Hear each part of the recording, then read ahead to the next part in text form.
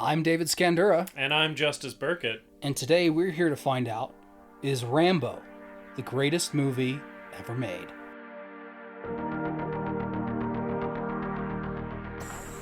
It's thinking like that that keeps the world the way it is. Fuck the world.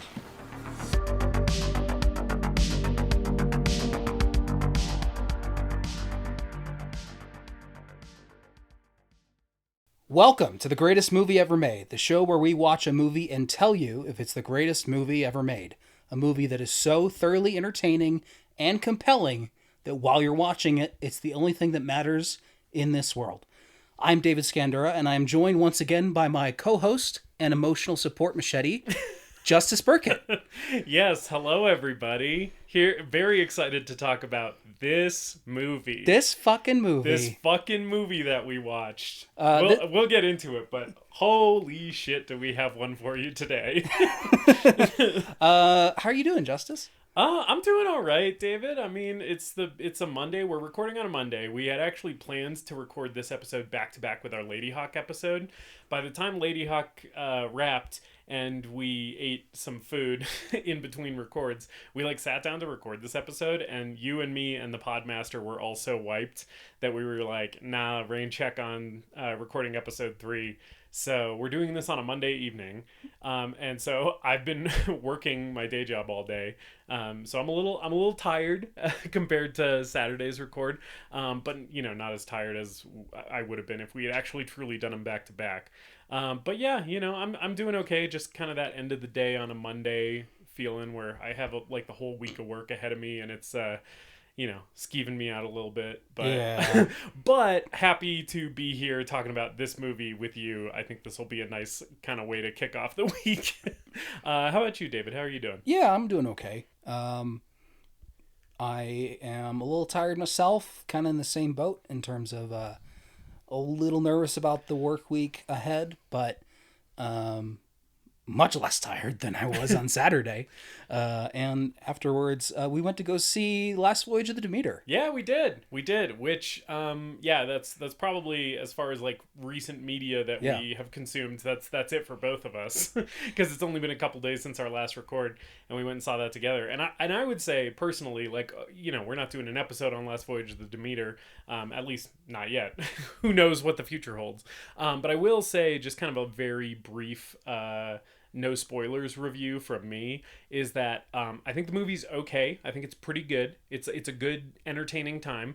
I don't think you need to rush to the theater to see it. By the time this episode drops, it might not even be in most theaters anymore. But I will say, if this pops up on streaming, it is worth watching for one moment in particular alone. There is a moment in this movie that is worth the price of admission just on its own. Overall, kind of a fun little horror romp, but man, there's just one scene in this movie that really earns it a watch, Oh, we got the dogs barking in the background again. That's going to be a consistent thing for as long as we're doing this recording setup, so apologies if they're popping up. Yeah, I thought Last Voyage was a good time. Probably once it comes to streaming, knock back a couple of beers and turn off all the lights and have a fun time with it. Yeah. I've also been going through the Mission Impossible series. I have previously only seen 1 through 4, and I liked them a lot more this time around. And I just watched 5 last night, and 5 was pretty good. So I'm going to try to work in a viewing of 6 and then try to go see 7 before it leaves our local theater here. I think this might be the last week. I think it's down to 2 or 3 showings, because it didn't do terribly well at the box office. But I've been enjoying it so far and having a much better time with it than I remember. I'm gonna out myself again as the non-cinephile of the two of us, the person who actually is maybe the least qualified person to have a movie podcast, and let you know that I have seen 0 Mission Impossible movies. I have not seen a single one of those movies. Well, for a long time I had only seen the first one, and I had seen the first one a few times and was kind of disappointed with it. And I actually even recently watched 1 through 4 like 2 or 3 years ago. That was my first go through of those first 4 movies, and didn't like it then either, that first one. But I think all of them have basically improved for me on this viewing. And there's a certain point where they pivot to the big over the top, let's strap Tom Cruise to a plane kind of action. Right. Just they're just like, fuck it, we're going balls to the wall. We know what this franchise is. We know what the people want. Yeah, the first couple of movies, they want to see this guy almost die. For sure. The first couple of movies, the series is trying to find its footing, and I think at a certain point it just becomes like the Tom Cruise show. Let's try and kill Tom Cruise. And it kind of gets a little better. It gets a little bit better for me at that point. Yeah. Well, my extent of my experience with that franchise is the N64 video game that I played when I was a child. But beyond that, yeah, it's a gap for me. So maybe we'll cover one of those or some of those at some point in the future. Or, maybe I'll just watch them on my own time. So let's get into today's motion picture event. Oh, yeah, let's dive into it, baby. We're talking about Rambo from 2008, directed by the man himself, Sylvester Stallone. And this is the 4th movie, and I'm going to start off by just bitching about the naming conventions of this fucking franchise. So the first movie is First Blood. Great title. Excellent title. You see that poster, you see Sly with the red bandana and the machine gun and First Blood in big block letters, and it's like, let's fucking go. Yeah, you're looking at this poster and you're like, oh, there's like a shredded badass, and it's like First Blood. Yeah, and it's like, I'm in. I'm. You got me. Yeah, I'm hooked. The second one's called Rambo: First Blood Part 2, which I get because I think everyone just started calling First Blood Rambo, and I am a fan of the subtitle : main title 2 naming convention. Right. That's kind of a rare one that we don't get all that often. The third one's just Rambo 3. Okay, I guess. The fourth one is Rambo. It's just Rambo. But there are, at this point, 2 other movies in this franchise called Rambo. And people call First Blood Rambo. So I don't know why they didn't. I mean, I guess like at this point we're at I think like Hollywood is afraid of naming sequels with numbers after a certain point, and especially nowadays we're getting the trend of, we'll just name it after one of the other movies. Right. I feel like this is actually sort of ahead of the trend in that regard. Yeah. Because this movie came out in 2008, and I feel like this is a very like late 20-teens and like 2020s sequel thing. You know how like Scream 5 was just called Scream? Right. It's like there's already a movie called Scream. We already had one of those. It came out, right? This is the 5th one, but instead of saying Scream 5, we're just like calling it Scream. No shade against Scream 5. I think that movie's good, but like that naming convention is confusing, and it seems like this coming out in 2008, and being just called Rambo is kind of like predicting that trend a little bit in Hollywood, maybe. Yeah. But yeah, I think one of the titles they had in mind was Rambo to Hell and Back, which was that's probably a better title, but maybe not the best considering the content of this movie. That's true. Although as a viewer, I kind of feel like I was taken to Hell and Back watching this movie. I kind of feel like this was the experience of like a Dante Alighieri-esque journey through the pits of human depravity. We'll get into it, but yeah. I think Sylvester Stallone directed the 6th Rocky movie around this time, and that was called Rocky Balboa. I kind of think they should have just called this one John Rambo. I think that would have been a better title. Yeah, I like that better than Rambo. Yeah. And then the 5th movie, which came out relatively recently, I think it's 2019, I don't remember, is Rambo Last Blood, which makes sense. It also sounds fucking stupid. Yeah, because like First Blood is a thing. First Blood's a thing. Like when you're like fighting someone and you draw First Blood or whatever. Like that's but what's Last Blood? I don't think anyone draws Last Blood. They're right. That's not a turn of phrase. Like First Blood is at least like based on like a phrase that people use. And it might not even be the last movie. Like they've sort of talked about potentially doing a 6th one. Right. In which case, like, the Last Blood thing becomes, like, the Friday the 13th, like, the final chapter. And it's like, okay, you called one the final chapter, and then there were more chapters. So I like the Rambo series a lot. I like Sylvester Stallone a lot. He's probably probably my second favorite of like the action stars of the 80s. There's a pretty wide gulf between him and my actual favorite star of the 80s, which I'm sure we will get to him at some point during the podcast. If not, then I'm sure we'll have to just terminate the show. But at the moment, I cannot recall his name. Greatest movie ever made, you're terminated. But there's a few gaps I have in his filmography. I haven't seen the Rocky movies, a couple of his other action movies from the 80s that I haven't seen. I love First Blood. First Blood is by far the best movie of this series. And I do like all of the others to varying degrees, to lesser degrees, even though they are pretty huge tonal shifts away from that first one. So what do you think of good old Sly Stallone, Justice? So I'm gonna maybe drop a bomb. I have intentionally not been telling you this off mic because I wanted to save this reveal for the podcast. This is the first Rambo movie I have seen. Okay. I have not seen any other Rambo movie. Which I feel like this was a wild and probably incorrect introduction to this franchise. But yeah, so my experience with Rambo is zilch. I basically know that in the first movie, in First Blood, he's like killing cops, right? He doesn't actually kill anyone in the first movie, but he's like fighting cops. He's fleeing from cops. Okay, gotcha. And that's basically what I know about that first movie. And like I know that he's going into this movie, even before I saw some of the backstory stuff that it does give you. Like I knew that his thing was that he was like a Vietnam vet, who like came back and was like fucked up by the war. And kind of like struggling with his like relationship to war and violence and stuff. Like I knew that about the character even before I went into this movie, which this movie like deals with that aspect of his character a bit. But like, so this is my first Stallone as Rambo.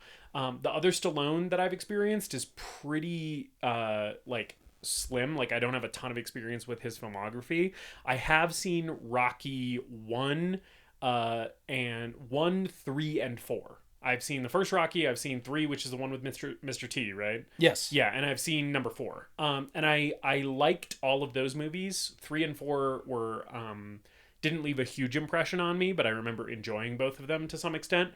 1 I've seen multiple times, and I think it's a fantastic movie. I think the first Rocky movie is probably easily the best thing that I've seen him do, considering I've only seen that movie, Rocky 3 and 4, now this movie, and the first 2 Expendables movies.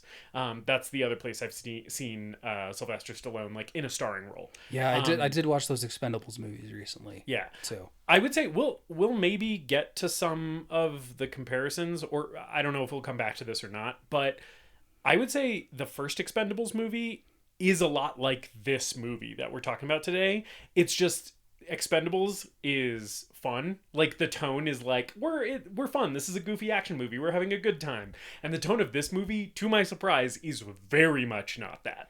Yeah, but otherwise kind of a similar like structure. Yeah, I think so. And the CGI blood in this, as well as that first Expendables movie, which Stallone did direct, are both equally shitty, I think. Yeah. I think the CGI blood is really bad in this and that first Expendables movie, for the most part. Yeah. But as you already alluded to, yeah, First Blood is an adaptation of a novel by David Morrell, and it's a pretty serious drama, more so than an action movie, that is about Rambo coming back to America after Vietnam, experiencing PTSD, experiencing mistreatment by small town police, and fleeing into the forest and hunting cops, basically. He doesn't kill anyone. He wounds them very seriously, but it is very much dealing with the post-treatment, the post-war treatment of vets in the U.S., or the perceived post-war treatment of vets in the U.S. I wasn't there, so I don't know what it was really like, but that's what that one's dealing with. And then Rambo First Blood Part 2 and Rambo 3 just turn him into an action icon. And they lean into the over-the-top action elements, and he kind of becomes like the mascot of Reagan's America, where there's a children's TV show, there's toys, there's all this merchandising. Reagan quotes Rambo in his speeches about Rambo as like the ideal American hero. It is pretty crazy that like this character, from what I understand, like I haven't seen that first movie, but like my understanding of that first movie is that it's very critical of like American interventionism and like the American like military industrial complex. Like essentially it's like the Vietnam War in that first movie, my understanding is it's like framed as bad, right? Yeah. And that it like fucked him up. Yeah. And that's like shown as like a negative thing. Yeah. And so it's weird for that character to have that foundation and then to go on to essentially be like praised by like right-wing like imperialist right politicians and be like, oh yeah, no, this is our guy, this guy whose like roots are in like, oh, we sent a bunch of our young men over to Southeast Asia, you know, in the 60s and 70s, and they came back like fundamentally broken.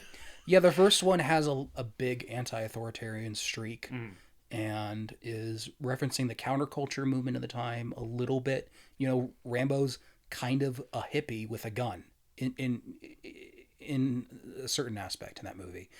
And then 2, he's going back to Vietnam to rescue POWs. And the whole framing of that movie is we were there for the right reasons, but the bureaucrats and the politicians fucked up Vietnam. So that's already kind of a big shift. Right. And I think I wasn't there when these movies were coming out. I think those movies are fun and they're dated. And I can have fun with them and this whole that whole anti-communist sentiment of the 80s and the early 90s. I can have fun with that with 30 years of distance from there. Right. And there's plenty of action movies, plenty of famous action movies that sort of have like an authoritarian or maybe like pro-military kind of propaganda streak to them, that it's like it's okay to like acknowledge that that stuff is in the movie but still enjoy aspects of the movie. Yeah. I think a great example for me is like the first Die Hard movie, right? John McClane is a cop in that movie, and cops are shown in a you know, with a couple of exceptions, you know, like the FBI guys in that movie, the feds, right, are shown as kind of bad, right? But the cops in general in that movie are treated as like good guys who are worthy of respect, and him like going out of his jurisdiction and like straight up murdering people is like shown as like a positive thing, like a good thing. And it's like, oh, when cops go rogue and blow people's heads off, we're like cheering for that in that movie. And like as a person existing in the real world, I'm like, okay, yeah, there's like some authoritarian, like sort of fascistic imagery at play here. But at the same time, it's a fun, goofy action movie, and I can separate like the politics of it from, you know, the movie itself, right? So I think that that's fair to do with like the Rambo movies. Yeah, that's an exercise I think as an action fan you have to do with a lot of action movies and a lot of war movies too, that especially war movies that are more serious, because those have plenty of problematic issues in them as well. But Sly wanted to do Rambo 4 for years and was looking to find a story. They did come up with a story that they eventually used for Rambo Last Blood, which is about Rambo in the United States, who has like kind of a surrogate daughter figure. She gets kidnapped by the Mexican cartel, and he goes to rescue her. But then the writers became aware of the Burmese Civil War and visited refugee camps and thought that this would be a good place to drop in America's favorite son, John Rambo. I sort of wish they had not been made aware of this conflict and chosen to set the movie here. I think that the thing to get out of the way up top here is I think that this movie had no business involving itself in an actual genocide that was really occurring. I think this movie would be better if it was set in a fake conflict, potentially even in a fake country. I feel like the movie would allow itself to have more fun if it didn't feel like it needed to acknowledge real human suffering.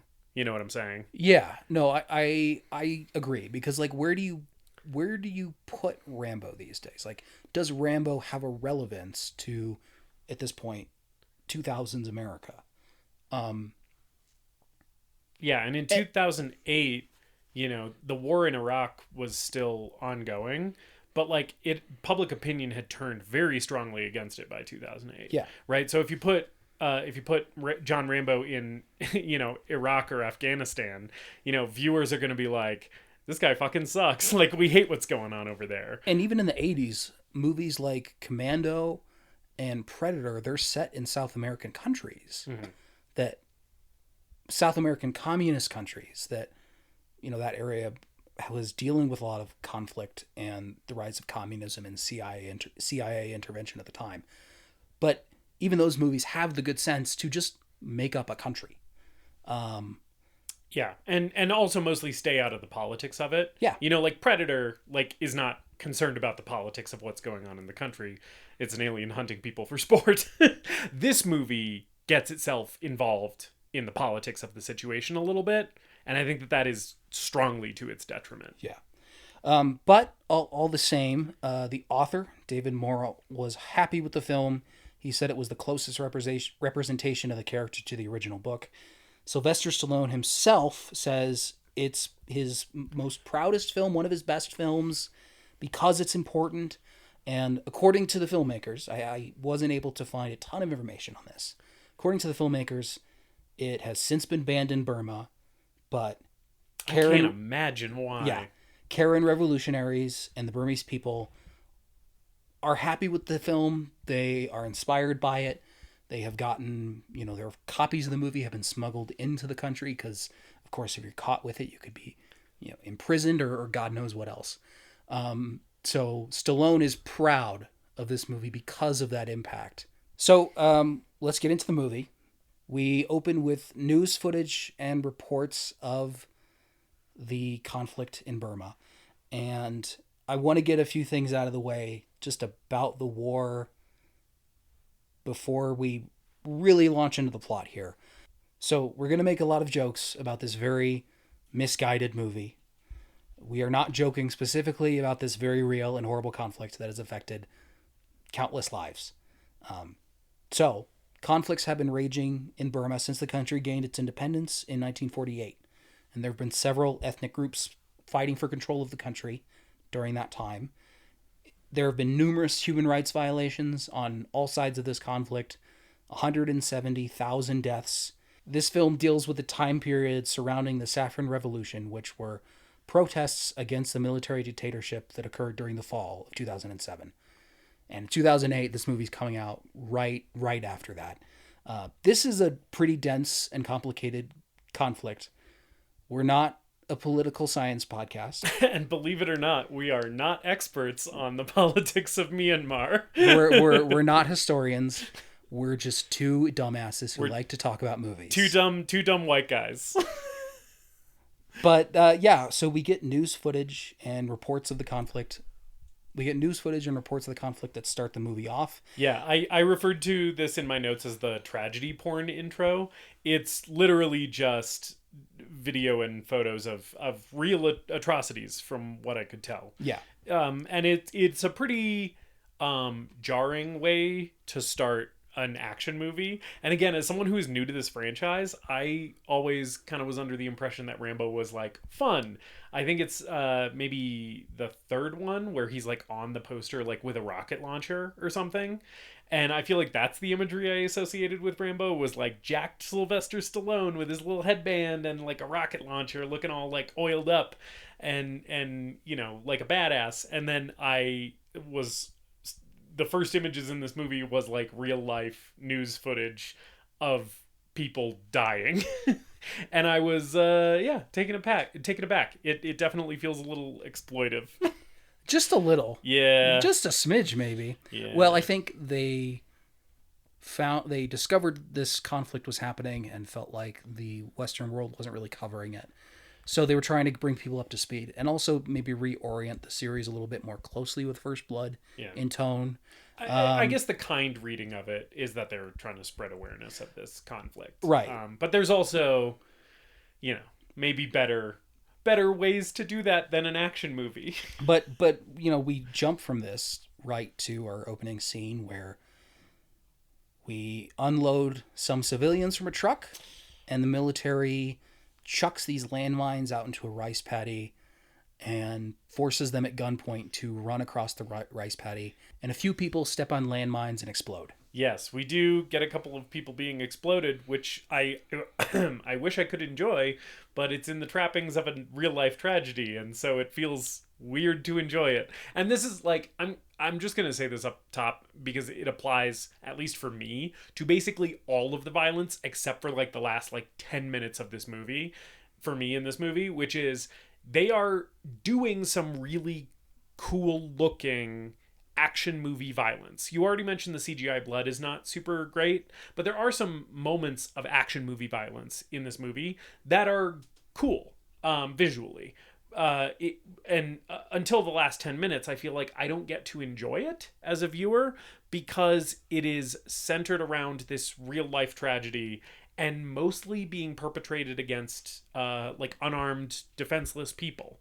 And I feel like a lot of the fun in an action movie a lot of the time is seeing two armed or two like combating factions going against each other, right? You got John Wick and an army of endless henchmen. You've got Arnold Schwarzenegger and the Predator. And this doesn't feel like that. It feels like a lot of the time I'm just watching defenseless people get killed. And it's being showed on screen in a very, in a way that is occasionally like choreographed well and shot in a competent enough action style. And it's recognizable as Hollywood action violence, but I can't have fun. It is effective at being emotional and disturbing and tough to watch. Yeah. Which was probably their intent.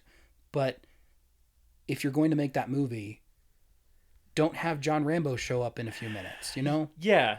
Don't have Sylvester Stallone in here doing roid grunts at people. Right? Like, if you're going to make that movie, like, if you're going to make a movie that is essentially, a real look at a tragedy, a real look at a real life tragedy, you either need to make a documentary or you need to make something with the tone that's like Schindler's List, know? Or Oppenheimer, a movie that we both recently saw and enjoyed a lot. Like, that's a movie about mass death. It's about a lot more than that, right? But it's one that handles the subject matter of mass death in a way that it feels respectful. Right? I'd agree. And this doesn't. Yeah. Not for nothing, because the sequence that you've just been describing with the people in the rice paddy also has nu metal music video color grading. Oh, you're right. It looks like it's a very brown movie. Yeah, it looks like a Seether video a lot of the time, and I was just like, okay, all right, this is making me have conflicting feelings, because on the one hand, this is very a tragic and horrible thing that is being put to screen, and on the other hand, I keep expecting Jonathan Davis to show up. We were introduced to our villain here, who does have a name, but I don't remember it, and they never say it in the movie. So in my notes, I've just referred to him as Captain Asshole. I just put him in here as Warlord. Yeah. Because I was like, there's nothing that tells you what his rank is. I don't think anyone refers to him as general or whatever. He is like a military guy. He's like with the government, or one of the government factions. I believe the enemy faction that's depicted in this movie is the military. Yeah. The military government. But I just referred to him as Warlord because I didn't actually know what his rank was. He does the action movie thing where he just kind of nods his head and his men take that as the sign to kill people. Yeah. I wish I had that kind of rapport with henchmen. Yeah. I don't know like how you set that up, how it's like, okay, from here on out, when I nod... This is what this means. Yeah. And do different nods mean different? Do different head gestures mean different things? It's a stereotype with a lot of action movie villains. This is just the first one that we've sort of landed on that does it. Yeah. In this podcast, but I did notice that. So these people run through the rice paddy. A few of them blow up and cry. And it's really fucking sad and awful. Yes. And then we cut to good old Johnny Rambo, We see what we cut to title card Rambo. We cut to title card. Which I was like, okay, so what the fuck is this movie? Like, because again, this is my entry to this franchise. Okay. I see this tragedy porn newsreel, and then I see this new metal color graded scene of people being genocided, right? And then it's title card Rambo. And I'm like, okay, so I am watching the right movie. So yes, then we have John Rambo. It's not really the intro to get you hyped up for watching Rambo kill people. It immediately bummed me out. I was like, oh man, this is the tone of this movie. It's just not what I was expecting. But yeah, we got to see what Johnny's been up to after helping the Taliban at the end of Rambo 3. Is that what he's doing in Rambo 3? He's helping the Mujahideen. What? Which of course become the Taliban. Famously, the movie ended on a freeze frame and then a title card that said this film is dedicated to the brave Mujahideen. Yes, the brave Mujahideen fighters of Afghanistan. And then I think later ones just like changed it to just like a general like this film is dedicated to the revolutionary peoples of the world. I have seen this film is dedicated to the brave Mujahideen fighters of Afghanistan as a meme. I did not know it was from Rambo 3. From Rambo 3, sir. And that the movie is about him. I did not know that the movie was about him helping the Mujahideen. Yeah, so that's wild that Rambo 3 is about him helping the Taliban. I was unaware of that. Yeah, that's fun crazy. fact. Anyway, so this is what he's been doing since then. He's been living in Thailand as a bow fisher and a snake catcher and a boat captain for some. He's catching snakes for a snake fighting racket. Which I'm like, how much money does catching snakes bring in? I guess enough for boat upkeep, but it seems like he's like got a few guys he's working with, so maybe they're pooling their money for the boat. Yeah, it's probably just all going into the boat and their salary. But he's living that river life. Yeah, we get a really nice version of the First Blood theme with like some acoustic guitars and strings and horns. It's really nice. But Sly's looking a little rough here. The mullet and the bandana is not working for me. I wrote down that so this has nothing to do with the hair, which I agree. The hair, they should have reconsidered the mullet, but just in general, his face, because like, so 80s Stallone, he was like kind of like a handsome guy in like the 80s, right? 70s and 80s. And then he took so many steroids. he like just geared the fuck up. And I think this around 2008, like this, and then like early in the 20-teens, like Expendable time, is like when his face started transforming into just a football, like a deflated football. And then like now, like later era Stallone with like some of the later Expendable sequels and like him in those like later those like Creed movies, I feel like he's just full on like shoe leather face. But this is like the transition point in this movie. He's kind of owning it now though. Yeah, I wrote down in this movie though that he looks like handsome Squidward. Oh yeah, I mean, I don't want to shame anyone's appearance, but yeah, they I think they should have gone with a different direction for his hair and wardrobe in this. Yeah, I will say though, the one positive that I will say about how Sylvester Stallone looks in this movie, he has the most jacked forearms I have ever seen put on a screen. And later in the movie, when he's like shooting arrows and they're fully like going through dudes' skulls, I'm like, I buy that these forearms could put an arrow through a guy's cranium. Like that is, his forearms are fucking beefed up. It's crazy. They're hiding behind that t-shirt for most of the movie, though, which I kind of don't like. You get a couple good shots of him, though. It is funny, though, because I do know that, like, the first 3 Rambo movies, like, all of the posters are, like, him shirtless. Yeah, he's like in a tank top or shirtless, I think, for a good portion of those movies. Yeah, and in this movie, the shirt stays on, baby. He was like, I'm directing this one. I'm getting a little older. This ain't coming off. You can see my roided out forearms and my huge neck, but you're not seeing any of the potential ab action or lack thereof that is happening. So these Christian missionaries show up to Rambo's little the snake fighting pit that Rambo's given snakes to. Yeah, missionaries from Colorado, which, I mean, just knowing how many like far right fundamentalist churches there are, like big ones in Colorado, like Focus on the Family and stuff is headquartered there, that just set up a red flag for me right away. I was like, ooh, missionaries from Colorado. Yeah. The character's name is Michael. He wants to go into Burma and help the sick, and Rambo can seemingly only communicate in one-liners and grunts in this movie. Yeah, steroid grunts are his primary. Burma's a war zone. You're not bringing any weapons. You're not changing anything. I think he says you're not changing anything. Like, that's like half of his dialogue in this movie is that line. That's also weirdly sort of the theme of this movie. I think it was in the trailers too. Like, yeah. They really leaned into it. Yeah, it's the theme of this movie seems to be you can try to help people and it kind of doesn't matter. Which is weird. I mean, it ends on kind of like a note where it's like, maybe it does matter a little bit, but it never fully goes optimistic at all. But yeah. I think that's where they leave the character at the end of Rambo 3. And it does, I think maybe one of the good things about this movie, Stallone feels really settled into the role. And I think he's doing a good job here with the role as he wrote it.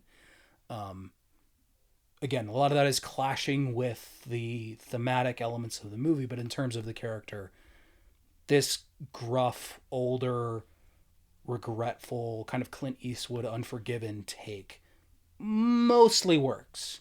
Yeah, I would agree that I think his performance in this movie is fine. Yeah, I don't have any like major gripes with his performance, and I know I'm making fun of his line deliveries and calling them steroid grunts, but it works for the character, right? Because he's kind of that's who this guy is. He's this guy who he doesn't have a lot of words, right? And he also like wants to keep to himself and wants to like. It's very clear that he doesn't want anything to do with whatever the fuck these people are trying to do. Yeah, you know, and also like is pretty confident that if they go in there, they're going to get themselves in trouble and probably killed, right? And he just clearly doesn't want that on his conscience, right? Which he's not wrong about. No, yeah. No, he's right. There's a cool line in this scene, or a fun line in the scene, where the missionary guy is talking about like, oh, like we want to help the world or whatever, and Stallone's response is "fuck the world." I thought that delivery was really good. It made me laugh. Yeah, I was laughing too. We do kind of briefly cut away to Captain Asshole in the military, kidnapping child soldiers from a village, threatening violence if they ask the Karen rebels for help, which the Karen rebels are a revolutionary group in Burma. I think this is his only line that is subtitled, and then the movie just decides that you don't need to know what this guy is saying for the rest of the movie. Yeah, or what pretty much anyone other than Stallone speaking a language other than English is saying. Yeah. Because Stallone gets subtitled when he's like speaking to the Burmese people, right? But and you know, there's like a guy who's like helping them out who's with the Karen rebels who occasionally is subtitled, but like almost nobody else is. Yeah. But Captain Asshole, he gets one subtitled line and that's it, basically. Yeah. So back at the snake fighting pit with the Christian missionaries, we're introduced to Sarah. She's trying to kind of appeal to like Rambo's honor, and they're gonna change the world, and you know, he's kind of given her the same spiel about how you can't change the world, you can't make a difference, and you can't make a difference in Burma without bringing guns because you're not changing anything. He says that again. Yeah. I'm pretty sure. And at some point in the scene, she says something like, you know, we believe that all life is special. Which I was like, this all lives matter ass bitch. And but his response to that is like, some are, some not so much, which I thought was a funny response, where she's like, all life is special, all life is sacred, and he's like, well, some more than others. Yeah, she's just like, she's really sanctimonious and just I was not having it with her. Yeah, I'm not gonna lie. I found this character pretty insufferable, and she's like supposed to be like centered as like the moral core of this movie, and I was just like, shut the fuck up. Rambo does agree eventually to take them on the worst Jungle Cruise ride ever. And she does try to talk to him a little bit more. I think this is a nice moment. I mean, again, I'm not a huge fan of the character, but it's a nice moment where Rambo sort of talks about being in Nam. He doesn't have a reason to go back to the U.S. because he feels like he doesn't have a home there. And you can see this moment where he's built a little bit of empathy with her, or some trust with her, where he says to her, anytime you want to turn around, we'll go back. Right. It's your call. But he's listening to her, and Michael's kind of clearly like the leader of this Christian missionary group, but he doesn't trust Michael. He's only going to listen to Sarah. Yeah. There is a funny thing that leads into this interaction that they have on the boat that you just described, where like the scene opens on Sarah talking to Michael is like talking to the rest of the Christian missionary people on the boat, and Rambo is literally like 3 feet away from them. It is not a big boat. It's a tiny little boat. Rambo is like so close that he's clearly hearing everything. They're not whispering or anything. They're like talking at a regular volume. And Michael is talking, and Sarah starts to get up, and Michael says, "Where are you going?" to Sarah. And she goes, and she says, "To talk to him," right? And he's literally 3 fucking feet away. And then Michael's like, "Oh, why? What's the point?" or whatever. Like, he's like giving her shit. He's like giving her shit about like wanting to go talk to Rambo. And Rambo can clearly hear like every fucking thing this guy is saying. Which I thought it was so funny that this guy's just like talking shit to Rambo, like basically within swinging distance. I was like, the balls on this guy, because if I saw those forearms, I would not be talking shit within swinging distance, man. And Rambo looks super jazzed to be there. Yeah, he's just having the time of his life. Yeah. No, he looks like if someone looks at him wrong, he will kill them. Oh yeah. And so I'm like, man, I don't know what this guy's fucking problem is, but I would not be. I would not be talking shit. I just thought that was so funny. Where are you going to talk to him? Yeah, where else can you go? Yeah, I'm gonna go take a fucking swim in the parasite-ridden water. Yeah, where are you going was just such a funny line to me. Anyway, we also find out in this scene that that Rambo's from Arizona. Yeah, and I don't think they've mentioned that previously in the other movies. Oh, yeah, I don't remember the town name. But it's a real town. It's like a tiny town of like 300 people, east of Tucson. But yeah, Rambo, Arizona boy, just like David and I. This is an Arizona-based podcast, by the way, for anyone who is listening who doesn't personally know us. So it's night at this point, and we run into these Burmese pirates who are partying on the shoreline, and Rambo sort of tells everyone to stay down and just sort of tries to sneak by these pirates. It's a pretty like tense moment and well-directed scene, and just when they think they're safe, the pirates start up the boat, and the floodlights are going, the pirates are yelling, and they pull up next to the boat, and there's this back and forth between Rambo and the head pirate, I guess. Yeah. The pirate captain. The pirate captain. And the pirate captain has a really, really good question for Rambo, I think, which is, where are you white fools going? And I was like, you know what? Fair. Where are these white fools going? Yeah, he's like, this is my river. Yeah. And he wants all their money. Wants all their supplies. Yeah. And then they notice that there's pretty young Sarah sitting on the boat. Right. And they want to take her. Yeah, this is the first time in this movie, and it happens a couple more times, where the white blonde lady has to be saved by Sylvester Stallone from being sexually assaulted by non-white men, which is just the optics of that in 2023. I was rolling my eyes a little bit. But, you know. Yeah, and there's this tense moment where he's trying to talk them down, and it's not going to happen, and they're waving their guns around, their voices are getting higher, and Rambo just pulls out his gun and ices them all like he's playing Red Dead Redemption and turned on Deadeye mode. And one right after another. Yeah, and I will say this moment I thought was pretty cool. Like, yeah. this I was like, okay, cool. These are, river pirates. They are not directly standing in for any actual real life person or faction in this conflict. They're just kind of people who are taking advantage of the chaotic situation in the country, it seemed like, and they're all like armed and a clear threat, and our badass hero takes them all down.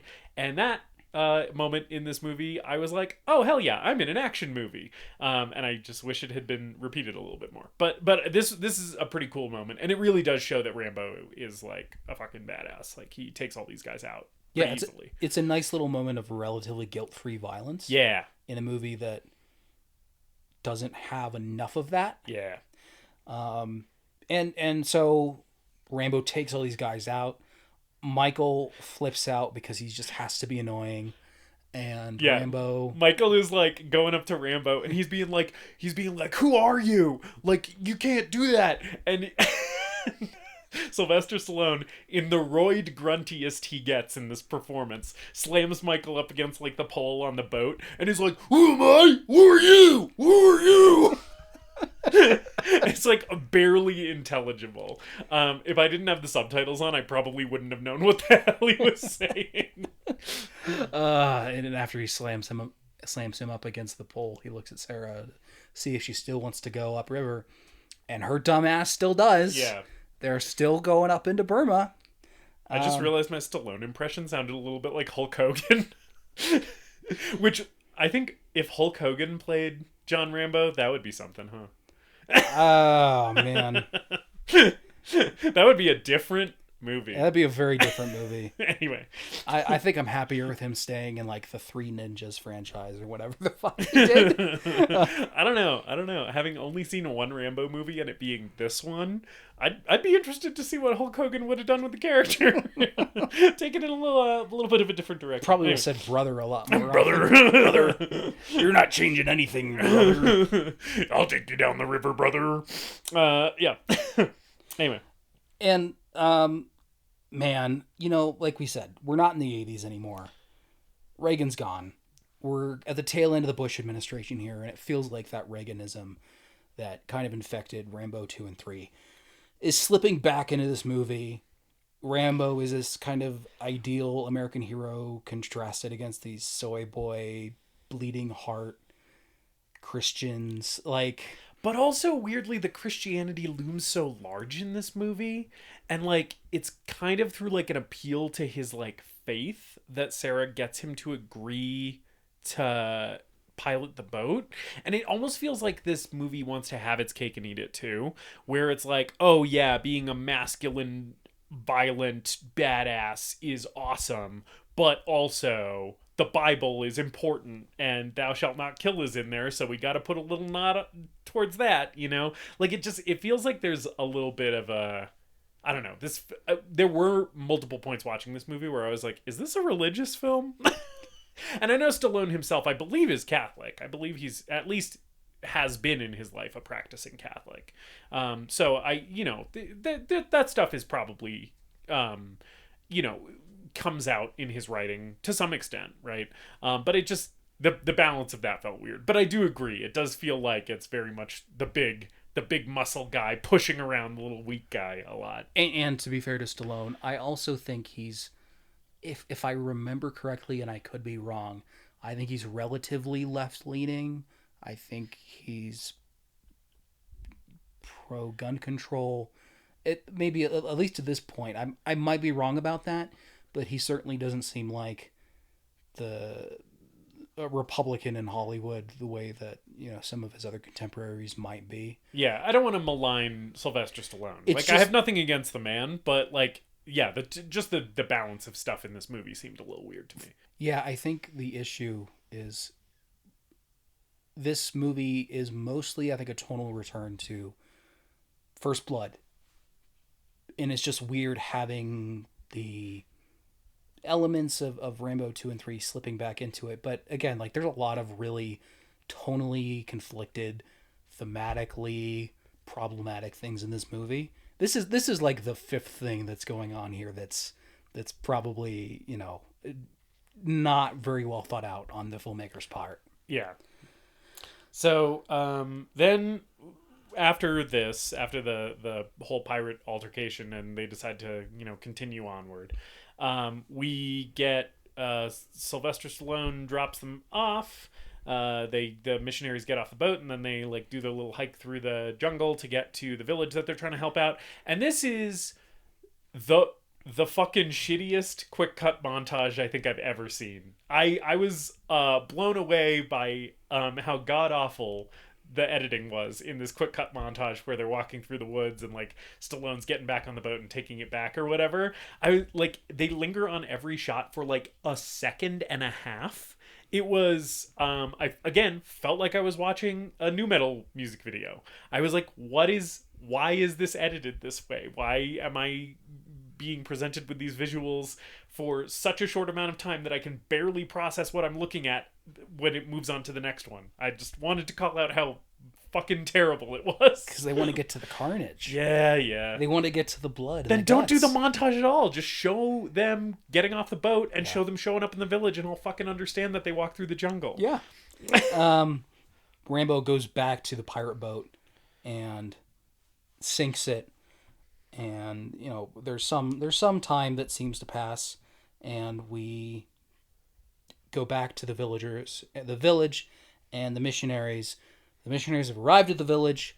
They're settling in. They're starting to treat the sick. Yes. To give these missionaries credit, I feel like I was talking a little shit about them earlier. To give these missionaries credit, they are legitimately providing actual medical aid to these people, which I was happy to see that they weren't just, leading praise and worship. They're actually providing material assistance. Yeah, I think they are helping. I think the movie does a good job of portraying them actually helping and trying to make a difference in a way that missionaries in the actual world aren't always doing that, because we both have a lot of problems with missionaries and colonialism on behalf of Christianity and stuff like that. Yeah.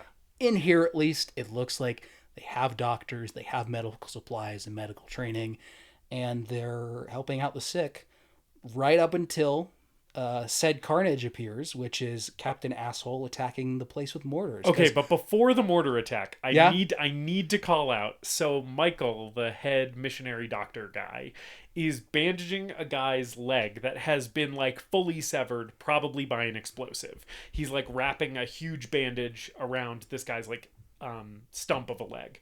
And in this moment, he's doing this, and Sarah walks into the room, and I just needed to call out Michael's extremely casual, "Hey, you," when she walks in, which I thought was the wildest way to greet someone when you are actively bandaging another human being's severed limb. Just being like, "Oh, hey, you." I was like, that is not the tone that this situation is demanding, man. There's a guy here who is under your care who may die from this injury, and you're just like, "Oh, sup?" And I don't think they're romantically involved or anything like that. No. That's a very casual thing. He seemed really chipper. Really friendly. Yeah. And I was like, I don't know about all that. If I was the guy being bandaged, I'd be like, can I get a little bit more gravitas in this room right now? I don't need this casual "Oh, what's up?" water cooler banter while I'm here fucking bleeding out, man. Anyway, I just wanted to call that out. But yes, then there is a mortar attack. Then the shack that they're in fucking explodes. Yes. There's lots of digital blood in here that doesn't look great. We get some practical stuff. Several people explode like watermelons. Yes. We get a brief little montage of children being shot. And let me be clear, the Greatest Movie Ever Made podcast, we are huge fans of child murder in movies. This is not the kind of child murder we like. No. The little girl's chest exploding in Assault on Precinct 13? Hilarious. Fucking the greatest thing ever committed to celluloid. Yes. This made me feel kind of shitty. Yes, I completely agree. I'm glad we're on the same page as far as this is concerned, so that we can approach this as a united front in terms of the Greatest Movie Ever Made podcast's official stance on child murder in movies. We are anti-child murder in real life. If you actually are killing children in real life, that's bad.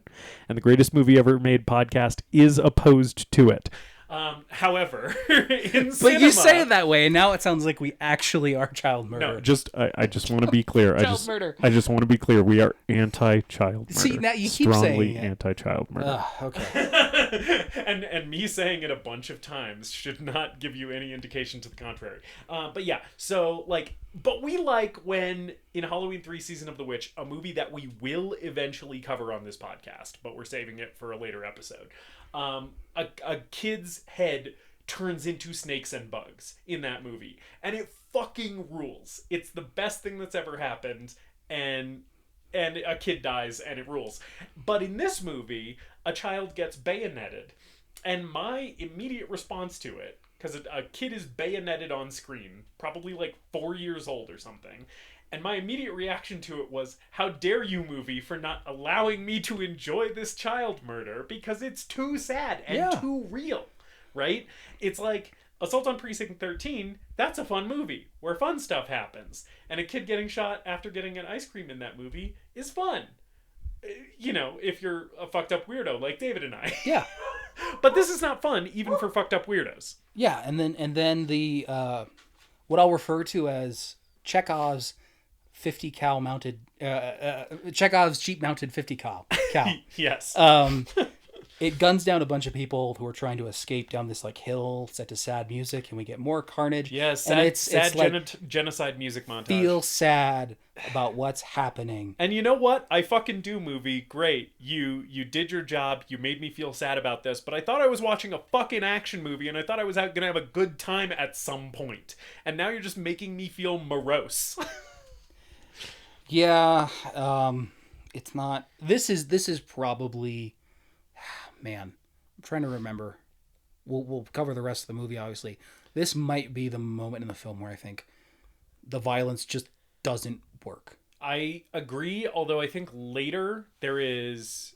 We'll get to it, but later there is violence of a different nature that I think is worse than this. Yeah. But yeah, anyway. But this is a pretty extended, long sequence that has a lot of different images and a lot of different vignettes and stuff that pop up in it as we watch this village get attacked and also burned to the ground and people just chopped up and ugh. Yes, and it's horrible. It's hard to watch. It is absolutely no fun. And again, in this movie, we see a bunch of nameless, Asian background actors getting killed, right? And all of the white people, every single white person, gets taken prisoner. They all get captured, right? Which, again, this movie feels like it is weird on that level to me as well.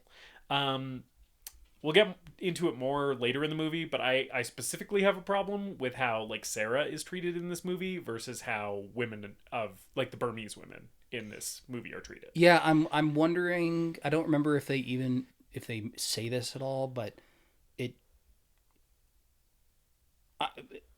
the non shitty read of it that's still kind of shitty is it's possible that they think they can get some sort of ransom from the American government to send these white people back. Right. I don't think they say that. I suppose that there's some kind of rationale that you can, yeah. But it is another aspect of the white savior issues that are present in this movie. Yeah, where it's okay, now Stallone has to go save these captured white people after we've just seen dozens of non-white people be murdered, and it's Stallone didn't save them. Right? And that also happens again later in the movie. But yeah, we'll get to it. Anyway. Meanwhile, we join up again with Johnny, and he's got to have PTSD flashbacks, like Batman having nightmares about his parents dying. Rambo's got to have a PTSD flashback. Oh, is this a consistent thing? It's a consistent thing where he has flashbacks to being tortured. And we work in some footage from the other movies here. Yes, I wrote down flashbacks to movies I haven't seen because I was I can recognize that's younger Sylvester Stallone, so I assume that these are previous franchise entries. And again, very new metal music video here again with the flashback sequence. Just the grayscale kind of flashes again just reminded me of a Third Eye Blind or like something. That's not new metal, but you know what I mean. Yeah. The next morning, the pastor of the church shows up and says, our Christian missionaries have gone missing, and I've hired mercenaries. This was fucking insane. This was the part of this movie where I was the most shocked by a plot development, which, yeah, Colorado church pastor, in 10 days, he says it's been 10 days since they lost contact with the missionaries, right? So within 10 days, he has figured out that they have been captured. He has flown from Colorado to Myanmar, right? And has hired mercenaries. He got merc money. He got merc money from the collection plates. Yes, and my biggest question here is how the hell is he, covering up that he spent money on these mercenaries? Because that's definitely a violation of international law. Like, he is definitely, this is illegal, right? So somehow on the church financials, he's got to be covering this up. He's going to be like, okay, well, we needed new chairs, we needed like a new drum kit for the worship team, we needed a new projector, and crunch the numbers, $1.4 million.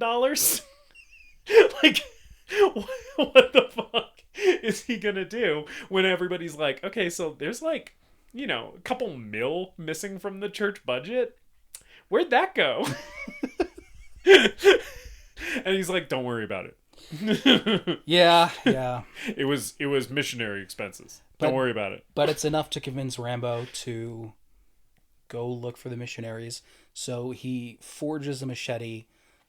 This montage is kind of awesome. It is kind of awesome, but it did make me wonder, why does Rambo need to literally forge a machete like he's an elf going to war against Morgoth in the Silmarillion, right? Yeah, the scene looks like he's reforging the Sword of Gondor. Yes, he's like, he's like making Anduril out of the shards of Narsil or something. But like, one would assume in Burma, in the middle of a I guess he's in Thailand, right? Yeah. But one assumes that in Thailand, in a heavily jungled area of that country, a machete would not be hard to come by. I'm not sure why he needs to DIY this machete. I think it's the machete. The machete's him. Okay, all right. And he's the machete. It's a metaphor. Or it could be a penis thing. It could be a the penis machete. thing. The knife does get bigger in each movie. Yeah. By movie 3, it's practically a machete. Now it's just a full-on machete. The problem is, I don't think that this movie is fun enough to have a penis metaphor. We can't do a penis read at this movie? Well, I mean, I guess we can. It's just, then it gets all, like, complicated and weird. I don't know. Okay. No, maybe the machete's his penis. I don't know. But regardless, I was like, okay, he's just doing this the hard way. It seems like the easy way would just be to go to, like, literally any corner store where they probably have machetes and pick one up. Yeah. And I guess Sly actually stayed up all night to shoot this scene and actually forged the machete on camera. Okay, that's cool. Which kind of rules. Yeah, that's cool. I will give him that. That's pretty dope. It's just this big hunk of metal that looks ugly and fucked up. Like, if it hits you, you're gonna get tetanus. Yeah. Yeah, no, it's definitely not a sterile implement. And this is also where we get some good Stallone forearms. Just Vein City here. Yeah. It's pretty wild. Get to see those biceps. Yeah. And the next morning we get introduced to our group of annoying mercs. Action movies never get this right. Yeah. They all think that they're Predator or Aliens with this ragtag group of mercs, and they consistently fuck it up. Yeah, and you know what's one surefire way to fuck it up? Make one of them use the R word in the scene where you meet them. Oh, yeah. And have them all laugh about it. I was like, okay, I immediately don't give a shit about what happens to any of you, because you're a bunch of fucking assholes. Yeah, so the main offender here is Lewis, played by Graham McTavish. Okay, who establishes himself as very British. Yes. Very, very fucking annoying. Graham McTavish is a good actor. Yes, and I do have to say, I am a huge Graham McTavish fan via Outlander, which is a show that I know you have not watched. I have not watched that but show. The Podmaster and I are Outlander pilled. We have watched everything except the most recent season of Outlander. Outlander, a show with its own problems. There's so much sexual assault in that show. But a show that we enjoy. And Graham McTavish is in the first couple seasons as Dougal Mackenzie, and he fucking rocks in that show. He's so cool. And also in real life, he is Scottish, but in this movie, he's doing an English accent, which I thought was very interesting. Yeah, I couldn't quite tell because I did look up and see that he was Scottish, but after a while, I was like, oh, he's a British SAS guy. Yeah, his character's ex-SAS, but, you know, there are Scottish people in the SAS. It was just interesting that he chose to be English instead of Scottish for this. And I've seen him in the first season of the Preacher TV show, adapted from the comic books, which I kind of stopped watching after that first season because it wasn't very good. But he plays the Saint of Killers, which is basically what if Clint Eastwood was the angel of death and worked for God. And he's very good in that role. Yeah, Graham McTavish is good. We're pro Graham McTavish. And I honestly think he's good in this movie as the most annoying man who's ever lived. And he's like, immediately in the scene where we meet this team of mercs, he's immediately so aggressive. He's just a dick to everyone. Yes, but he's a dick to Rambo. Especially Rambo. And Rambo hasn't said shit to him. No, Rambo is being completely silent. Rambo's just driving the boat. Yeah, he's not saying shit, and this guy is immediately trying to start shit with him. And I think it's just because Stallone is like the biggest and most jacked guy there, and it's like a dick measuring contest. It's like just a dominance thing for Graham McTavish's character, because he comes up to him and he's immediately like, "Oh, you think you're fucking better than me?" Like talking so much shit, and it's just like, let the guy drive the boat, dude. And I didn't write down the names for any of the other mercs because they honestly don't matter. I remember the sniper's name is Schoolboy. That stood out to me because it's stupid and bad. Yeah. There's a Southern guy who's like singing to himself this whole time, and I think that maybe is what sets off Graham McTavish's character a bit. But I don't know. They don't matter. Yeah. One of the members of the team is also played by an Asian actor, and I was like, oh, maybe we'll get some perspective from this Asian actor who's a member of the mercenary team on this conflict that's happening in Asia and all of the like victims being, Asian people. And then he doesn't say shit for the whole movie. Yeah, shut the fuck up, bitch. This is Rambo. Yeah. We don't have time for perspective. We just have time to see folks get shot. Yeah. Yeah. So the mercs reach the drop-off point. They meet a couple characters who are the Karen rebels. They're young. Like one of them's I wrote down their names, but Minot and Ta. I'm probably mispronouncing that. Yeah, we're gonna be butchering that. Sorry. But they also, you think they're going to be major players in the movie, and they kind of fade into the background again. The only major players in this movie really end up being the general warlord guy, Rambo, Sarah, and Michael. Those are really the only names you end up needing to know. Rambo wants to come along, and at this point they don't know that Rambo is a Vietnam vet, but he's getting some gear from the boat, and Lewis is like being a dick to him, and then is racist about this. He's being a dick to him at first. He's like, no, you got to stay with the boat. You're the boatman. Stay with the boat. And then he says that he wants a white man staying with the boat, and he uses a slur. He's like, oh, I don't want any like whoever like watching my boat. I need a white guy doing it. And I was like, oh, is he referring to? Excuse me? Is he referring to Stallone's crew? Yeah. Okay. Yeah. I forgot that part. Yeah, I was like, okay, well, I was having fun with this character, and now you've made him racist. And now I'm like, I don't give a fuck if this guy gets blown up later. Yeah, because Stallone has like one or two local people working on his boat as crew, but again, they're not really characters in the movie. Yeah, and they kind of fade into the background. So I did forget about that. But again, Lewis is just establishing himself as the guy that you most want to see get shot in this movie. Yeah, and then later when he does in fact get got, the movie treats it like it's a sad thing. And I'm like, that guy fucking sucked. Don't make me mourn his death. He was a fucking terrible person. Anyway. So he doesn't let Rambo come along. No. The mercs hike on ahead to the village, and we get the aftermath of the attack, and we get some dead cows and some dead bodies and flies buzzing around everywhere. We get heads on spikes, corpses hanging from nooses. Yeah. Pretty tame compared to the carnage that we saw beforehand, but it is another just like, hey, we want you to feel sad. I will say this is maybe a good point to mention this. This movie is insanely violent. Like it's super, super violent. And there's also just so much horrific, like, aftermath imagery that's shown here. And, like, I've seen a lot of, like, extreme cinema. Like, I've watched, you know, you and I have both watched Inside. I've seen Martyrs. I've seen, you know, Old Boy, and, like, some of the big staples of, like, extreme cinema. Nothing in any of those movies is as fucked up as some of the visuals in this movie, which is so weird. Like, Martyrs is less fucked up than Rambo. Which is wild to me. I was like, this is like a Hollywood blockbuster action movie, and we're just like showing all this shit that is like considered like taboo and like fucked up if you do it in a French horror movie. It was crazy to me. I was sort of blown away by some of the, and like the visuals didn't like get under my skin necessarily, but I was surprised. Yeah, I will just go ahead and say I did have more fun with this movie than you did. Yeah, but I have a pass with it. But it is very surprising to me that we both watched Inside, a movie which is about a woman attacking a pregnant woman. Yes. And breaking into her house. And trying to steal her baby out of her belly. Trying to steal her baby out of her belly. And it is exceedingly violent. And we were having the time of our... And it is played very seriously. Yes. I think there's probably a degree of black comedy to it, but... It is not the kind of gore fest like an Evil Dead movie or anything like that. Right. This is meant to be a mostly serious movie. We were having the time of our life with that movie. Yes. Because that movie is at least not about a real crime that happened. Yeah.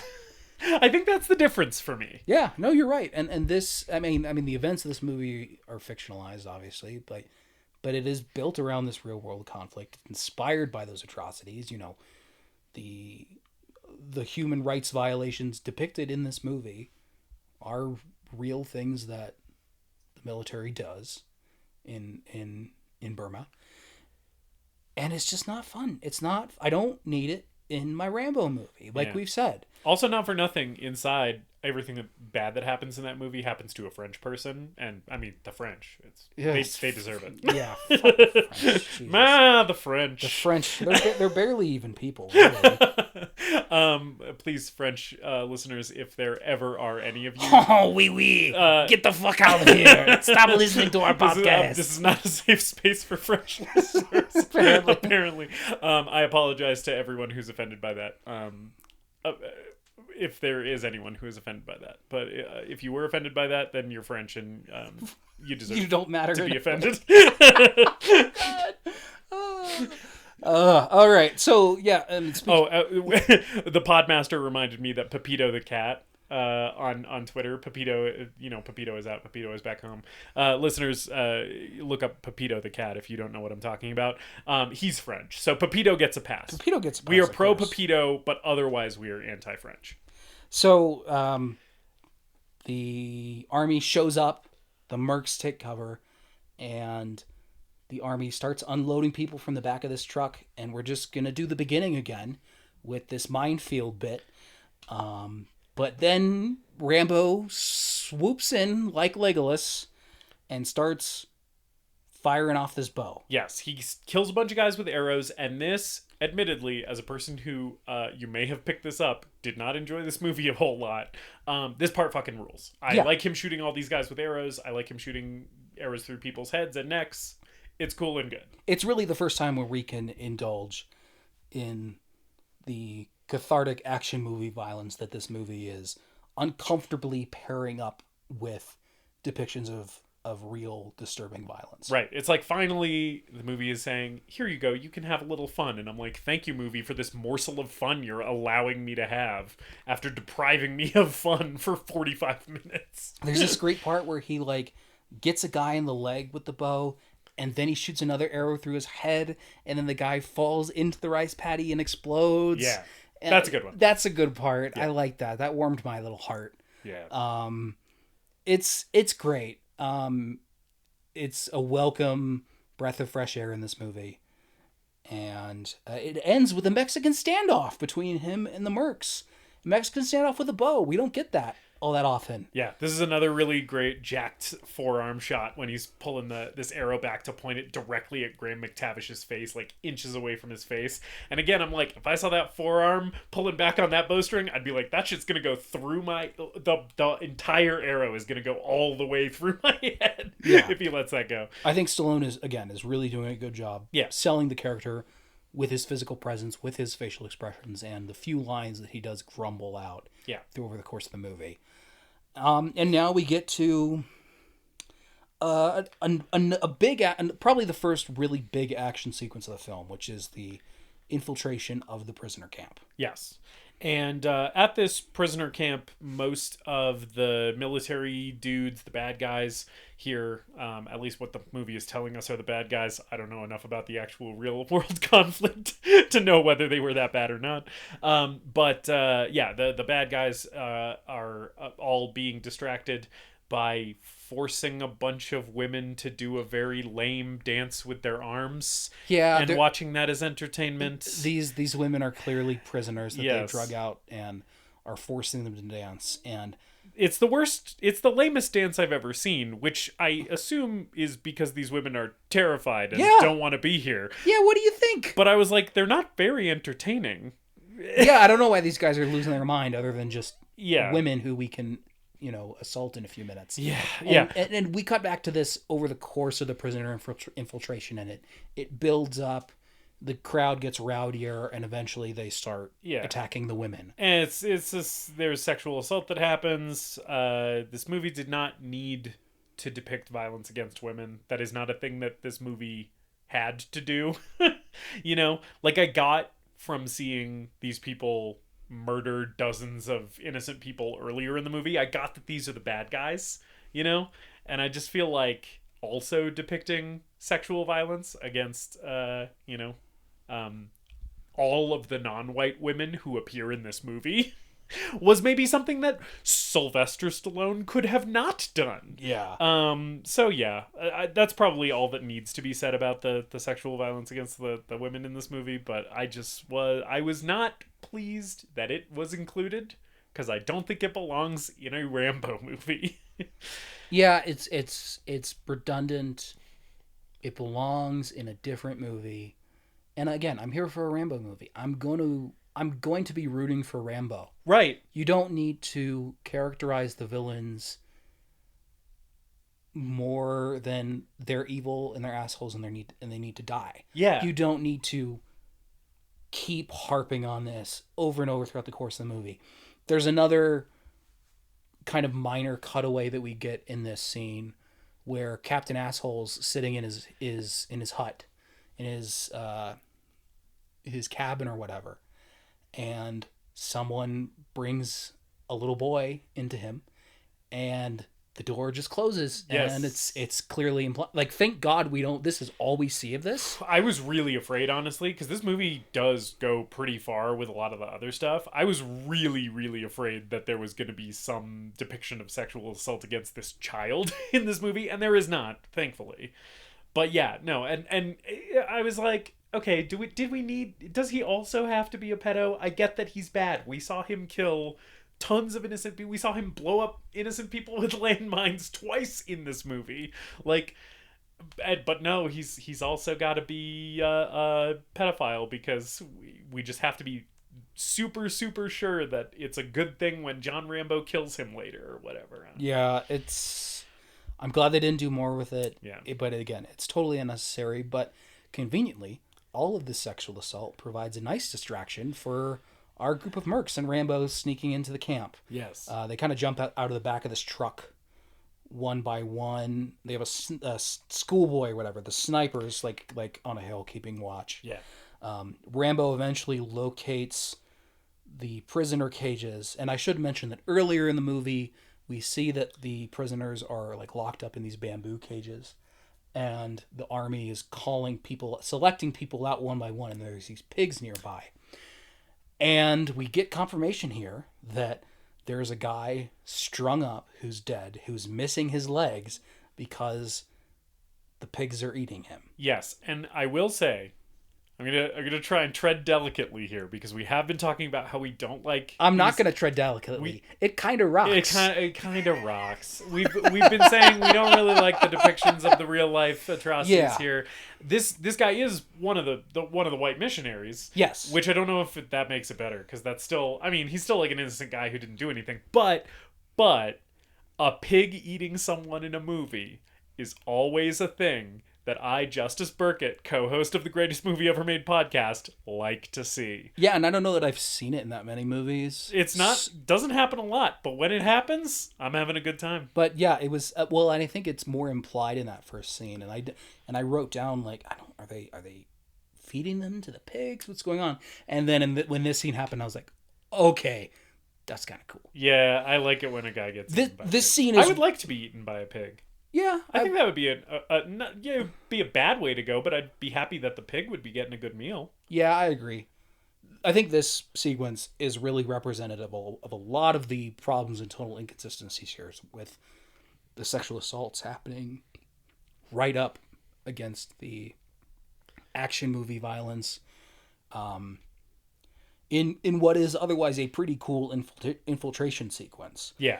So he like gets to the guys in the bamboo cage, right? It's Michael and some other guy who are left. Right. And he unties Michael and then tells Michael to untie the other guy, right? And then he leaves them because he's basically like, once they're untied, they can find their own way out of here. And he goes to find Sarah.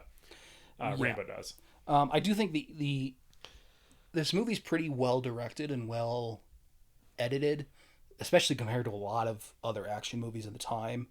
I think we lose a little bit of the locations of the characters and who's doing what in this sequence, especially with cutting back to like the party and cutting back to Captain Asshole's cabin. It's also dark and it's hard to tell who's at points. But we had a scene where the sniper takes out some lookouts, and just as kind of the men start attacking the women in that party sequence, most of the mercs kind of come together and they regroup, and they have rescued the majority of the missionaries. Rambo's still on his own going after Sarah. I like this part where Lewis just suplexes Michael for no fucking reason because he wants to get the one other person that's been captured left, and Lewis is like, fuck you, we can't go get her. Yeah. Just gonna fucking body slam this guy for no reason at all. Yes. Just to, again, remind you that he is a colossal prick. And then he's like, fucking movie. God didn't save you. I did. That sounded Australian. He sounds more English than that. I'm not good at accent work. But yeah, no, he's such a fucking dick to him for no reason. He's just like, I'm here to save you, but also fuck you. And Rambo eventually locates Sarah. She's in this cabin with a guy. Yes. Who is about to sexually assault her, because apparently that is just what every guy in the Burmese army wants to do every time he sees any woman. But Rambo's there to save the day, and he creeps up behind this dude and literally tears a chunk out of this dude's throat. This is the coolest moment of this movie. This is the moment of this movie that I enjoyed the most. I disagree, but we'll get there. Oh, okay. Not that. Well, okay, yeah. I know what you're going to say, and actually you're right. Okay. This is my second favorite moment of this movie. But yeah, so I do enjoy, like, the fact that this guy was about to sexually assault Sarah. Whatever. I guess that has to be in this movie.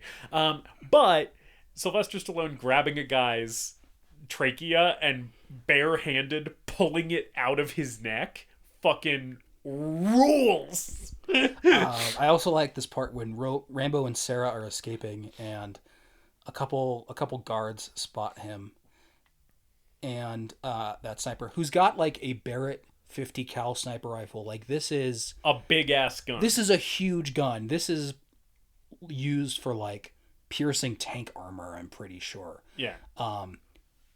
Just blows a dude like 20 feet through the, just blows him back, and then he blows literally the top of another guy's head off. Like, like the top part of his skull just flies backward, and it, like, his head like explodes like a watermelon. Like, it's like the top of it's blown off, but then like all of the inside of his head just like shoots out. It's crazy.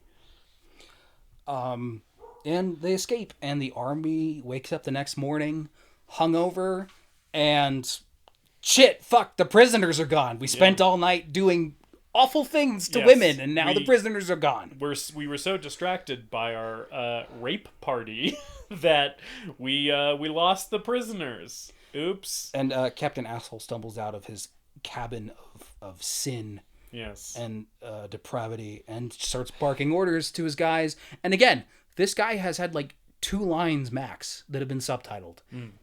And this part is not one of them because it just doesn't matter. The movie doesn't care about him. Right. Which is fine. I don't care about him either. Fuck him.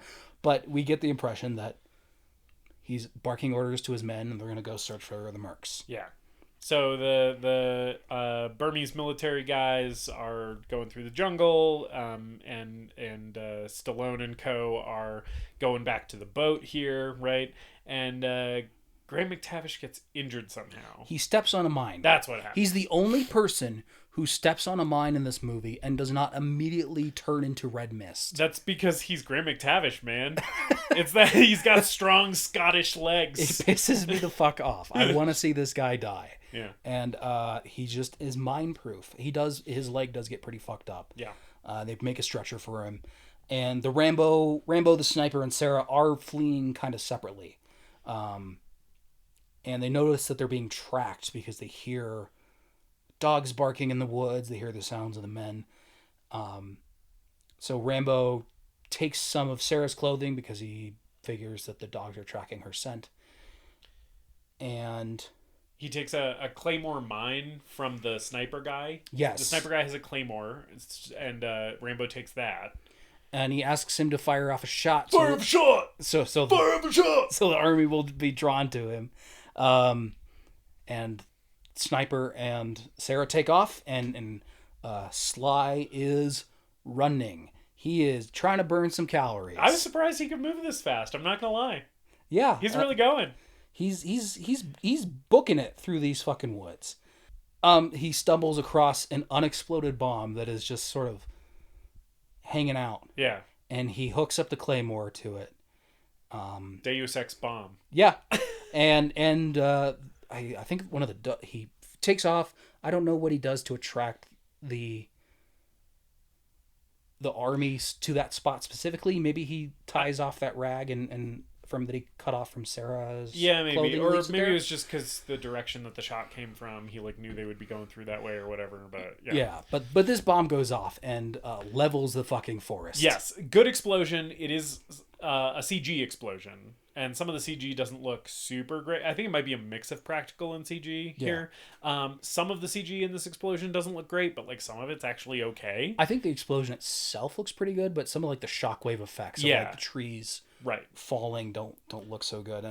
But it is a cool explosion. And Rambo's outrunning it. It's maybe one of the more over the top moments in this movie. Right. That feels like it probably belongs in the other movies. Right. This has a little bit of that like later Die Hard sequel movie thing where it's like this guy's just like indestructible, you know, like you also see that in like the Fast and Furious movies where it's just like no actual human being could survive this, but because this guy's an action icon, he's like got a metal skeleton and is totally fine or whatever. Yeah. It's fun. Again, I'll take what fun I can get in this movie. This is a part of this movie where I was having fun. Yeah. The sniper and Sarah come across Captain Asshole, and they discover that Captain Asshole and his army have captured a bunch of mercs. They've reached the boat. They're like at the boat. Oh, they're right at the river. Yeah, so like the mercs got back to the boat, but then like the Captain Asshole and his troops like found them there before they could leave with the boat. They maybe couldn't leave with the boat because maybe Stallone's the only person who knows. No, he left his crew there. Anyway, but yeah, they've captured him at the boat. And the mercs are just kicking the shit out of them. Yeah, just like literally just pounding them to a pulp and then about to shoot them. Yeah. And I was like, so what was the point of the beating if you were just going to shoot them? And I like this. They're all on the ground, and Lewis, the only guy who has a wound, just starts yelling at Captain Asshole like, "You fucking pig fucker," whatever he says. Just like he throws off with like this wonderful string of insults. And Captain Asshole has like this switch or this this baton, I can't remember, that he's whipping people with. Yeah. And of course he comes over and just sticks it right into that leg wound. Yeah. And good job, Lewis. Yeah. Pretty fun moment from Graham McTavish here, yeah.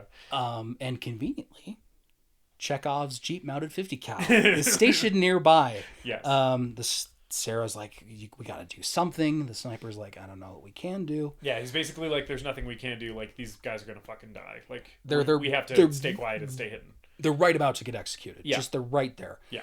And then we see Rambo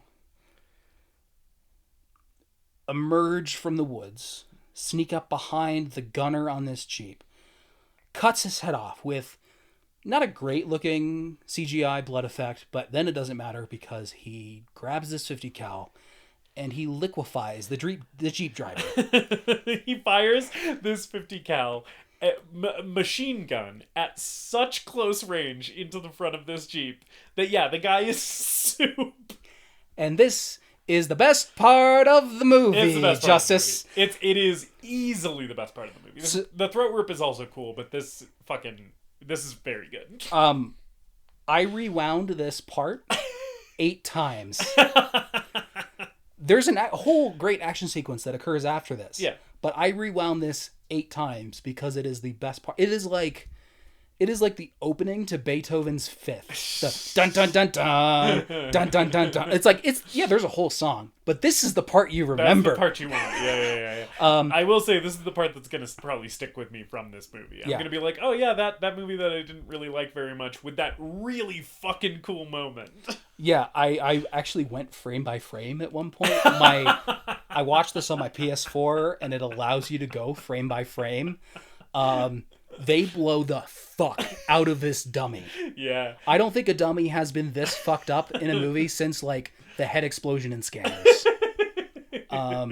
They do this shot. I think he had, like, 3... It looks like he has 3 cameras running. Because every time they cut to a new... It's a very brief... This is a very brief sequence. It's like 3 seconds tops. But every time they cut to a new angle of Stallone just blowing this dude away... It's happening so fast that you don't realize it, but if you watch it frame by frame, it's just showing the dummy getting shot all over again. So they each cut starts with that pure, untainted dummy. Yeah. And then it explodes and his hat just flies straight up in the air into the stratosphere every time. It's the reason cinema was invented. It's such a high point in a movie that is otherwise peppered with a lot of low points. Yeah. It is a real high point for sure. It's one of the greatest action movie kills I've ever seen. It rips. Of course, the guards notice this, and Rambo just whips this machine gun around, and there are dude chunks all over, like, the metal shielding around the barrel of this gun. I did like that. I did like that the gun is just painted with this dude's guts. And Rambo starts cleaning house. Yeah, he blows people the fuck away. And there's a bunch of them. We've heard that there's like 100 guys or something. So there is no shortage of fodder for this machine gun that he's got going. Yeah, there's a lot of CGI blood, which probably looks the best in this sequence.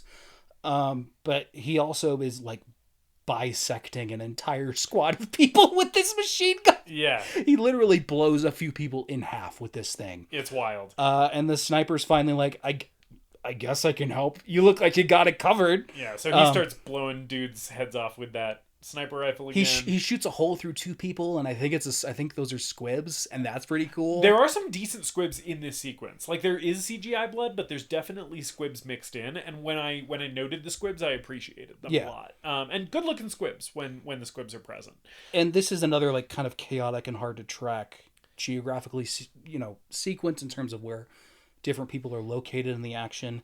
But again, it could be a lot worse, especially for an action movie at this time, where like trying to figure out what's happening in one of the action sequences in the fucking Taken movies is basically impossible. Yeah. And I will say some of the stunt work here, like dudes flying and falling all over the place and all that. Like some of the stunt work looks good, like what the human bodies are doing here.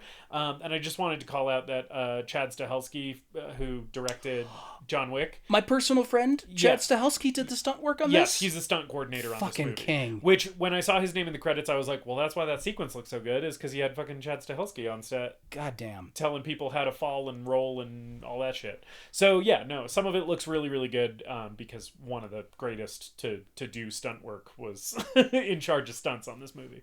Yeah, and it's more about portraying just like the chaos and the carnage again, I think, than doing any sort of choreographed action sequence. It's just the most brutal. It's the most brutal turret section of any video game. Oh yeah. There's this bit where Lewis headbutts a guy to death. That's kind of fun. Yeah. Okay, I like you a little bit more. You're still an asshole, but you killed the guy. Yeah. After firing this gun for 5 straight minutes, there's this tense sequence where Rambo runs out of bullets. Yeah. And has to reload. And then there's thankfully more ammo in the Jeep, so he's like loading it up. And while he's loading it up, I think this is when the Karen rebels show up. Yeah. There's essentially like the cavalry comes. It's like the scene in the Two Towers where they think that they're fucked, and then Gandalf shows up with the Riders of Rohan. It's like, oh, now there's more good guys here. They just showed up. And actually, like, one of the guys from earlier, who was like one of their guides, who was affiliated with the Karen rebels, is kind of leading them. So that guy kind of left the movie and shows back up with reinforcements. Here is the situation, and they start coming in and helping the fight and blowing people away. It's really easy for Stallone on his 50 cal to tell who's a good guy and who's a bad guy, because all the bad guys are in military uniforms. Yeah. So it's like, oh, if there's a guy who's in regular clothes, don't shoot him. But if there's a guy who's in military fatigues, fucking go to town. So yeah. There's an insert where Michael grabs a rock and bludgeons a guy to death. Yeah. Yeah. The Christian has given in to his bloodlust. Yeah, and earlier he was very much like, all killing is wrong under all circumstances. So this is like kind of like a thing for his character, I guess. It's an arc? Question mark? It's an arc. It's an arc where a guy who seemed like a relatively decent human being just lets the violence of a situation overtake him, I guess, and that's the movie is saying that is something. Yeah. A boat shows up on the river that has like another mounted gun and a flamethrower. Yeah. I think Rambo takes a little bit of he gets grazed by this thing or something. Yes. Like and shrugs it off, and then he guns down everyone in that boat, basically rips the boat apart. A truck shows up. He wastes all the dudes in the truck before they can even jump out the back, basically. And the sniper kills the boat gunner, and I did slow this part down too, and that is a practical head explosion. Nice. We love that. Yeah, a lot of folks die. I don't know what else to talk about this specific part of the scene. Yeah, you know what I was just thinking about is I had the subtitles on in this movie, and the Karen rebels, who again were a real faction in this real life conflict, but it is spelled anglicized. When it's spelled anglicized, like in English, it's spelled Karen, and I was just kind of imagining, what if this was the Karen rebels and it was just an army of Karens, and it was just like a bunch of white women with like short haircuts, and like, these are my sons Braden and Camden, and and it's just like, these are this is the insurgent faction, is just a bunch of ladies who want to talk to a manager. I don't fucking know. I did think of making that joke. Well, I'm making it now, baby. Yeah, it's almost the end of the podcast. Thanks for taking up the slack. Oh man. Yeah, I don't know if there's much else to say about this point, but we do finally kill Captain Asshole. Yeah. Captain Asshole's booking it, and Rambo's hiding behind a tree and shoves that machete right into his stomach. Yes.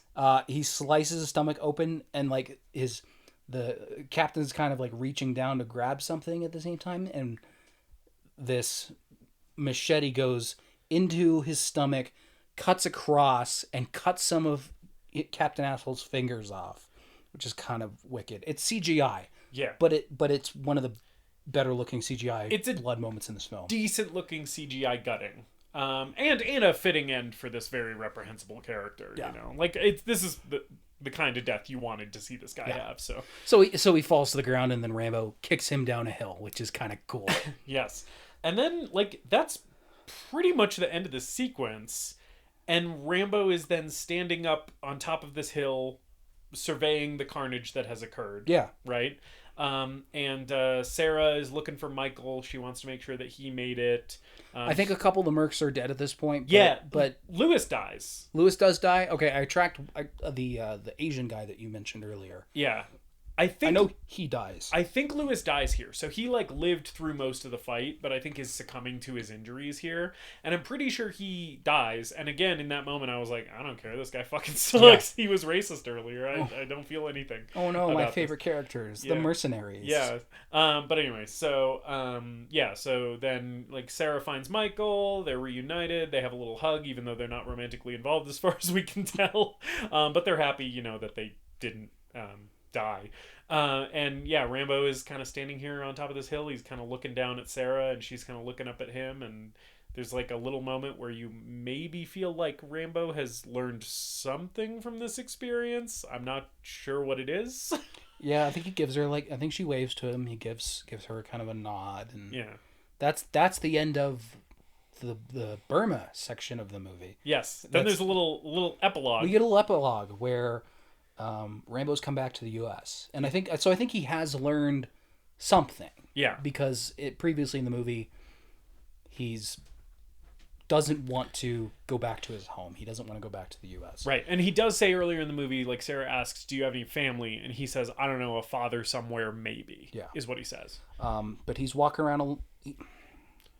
He's walking along a road in his army jacket with a duffel bag slung over his shoulder. Yeah, which is how we first see him in First Blood. Yeah, and it is very much like veteran returning home from war type of visual here, which is precisely what they do in First Blood. It's a nice little callback. This movie, and I think the series overall does a pretty good job of not falling into the kind of nostalgia bait that a lot of movies do now. So I think that's a nice little subtle reference. Yeah, and he's walking to his family ranch, I guess. I'm assuming this is back in his hometown in Arizona. This is in Arizona. Yeah. And we get this wide shot of him walking down this very long dirt road to his house, and he can find peace. He can finally find some peace for now until they make a fifth movie. And what do you think his conversation with his dad's going to be when he shows up at the family ranch? Oh, hey, Dad, I know it's been a while. I just literally, a couple weeks ago, killed 84 people I ripped a guy's throat out with my bare hands. I figured I'd see what's going on here, see if I can help out with the horses or whatever the fuck. Yeah. And his dad's not in the fifth movie, and I don't even know if he's referenced or anything. Yeah. I've only seen the fifth one. Hi, Dad. I'm a cold-blooded killer. I've committed so many war crimes. Can I hang out for a while? Do you got a bed for me to sleep in? And with that, we close Rambo. Yeah, that's Rambo. We roll credits on Rambo. So, Justus, I hate to spring this question on you. Yeah. I don't want to surprise you here. Okay. Is Rambo, directed by Sylvester Stallone, the greatest movie ever made? No, it's not. It's not the greatest movie ever made. Rambo. This movie, as you have picked up on, I had some problems with it. I think it came across in the podcast like I disliked this movie more than I actually did. There were some things in here that I enjoyed. I tried to call out sequences and visuals that I enjoyed, but overall, the tone is so uneven. It doesn't know how it wants me as the viewer to feel about violence. Does this movie think violence is awesome and fun? Does it think violence is terrible and reprehensible? Is it trying to have its cake and eat it too? I think a little bit, right? And as a result, I think it comes across kind of confused and problematic at times. And no, I don't think this movie is the greatest movie ever made. I don't think it's the worst movie ever made, but I definitely don't think that it's even close to the heights of some of the films that we will be talking about on this podcast, and it definitely doesn't come anywhere close to the last two films that we've talked about, at least in my mind. What about you, David? Is Rambo 2008 the greatest movie ever made? I'm going to say no. I really like this series, and I think this is clearly the second best movie behind First Blood. I think Stallone does a really good job in the role. I think it's well directed. But on this watch in particular, it really sank in about how much this movie is struggling with the political themes, struggling with the treatment of violence. And it's really hard to stomach this in a modern Rambo movie. Again, as opposed to the stuff from the 80s, where I can look at that with a little bit of distance. It's challenging. And I would argue that Rambo Last Blood, which focuses on a conflict with Mexican cartels, is even more challenging to stomach. That being said, I still think it's good. I still think it's a pretty good time overall, but I will say your mileage may vary if you're interested in watching it. For me, this is also kind of what I would call a YouTube movie. What that means is I've watched it at this point a couple of times. If I'm in the mood to go back and rewatch this, I'm going to go onto YouTube and type in Rambo 50 cal scene. Yeah. And that's what I'm going to watch. Yeah. I think if you are someone listening to this podcast and this movie doesn't sound like it's for you, but you are a fan of like action movie violence, like do what David is saying and just look up that scene, because that's really like the good part of this movie. And I would say the same thing about Rambo Last Blood too, the fifth one. Even more so than this one. Last Blood is kind of a serious, unpleasant, grim drama that in the last 20 minutes just turns into the most violent shit you've ever seen, and it rules. But I will just watch that scene on YouTube as opposed to watching the movie again.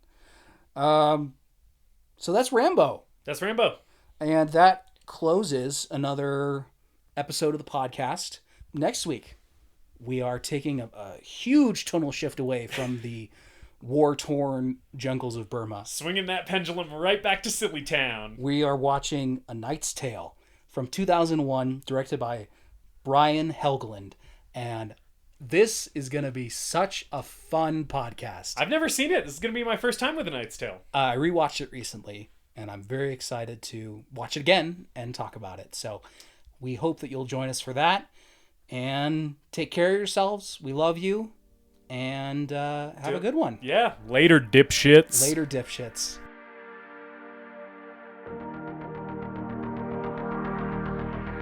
We hope you enjoyed this episode of The Greatest Movie Ever Made. Please remember to leave us a rating and a review, and to subscribe to the show wherever you listen.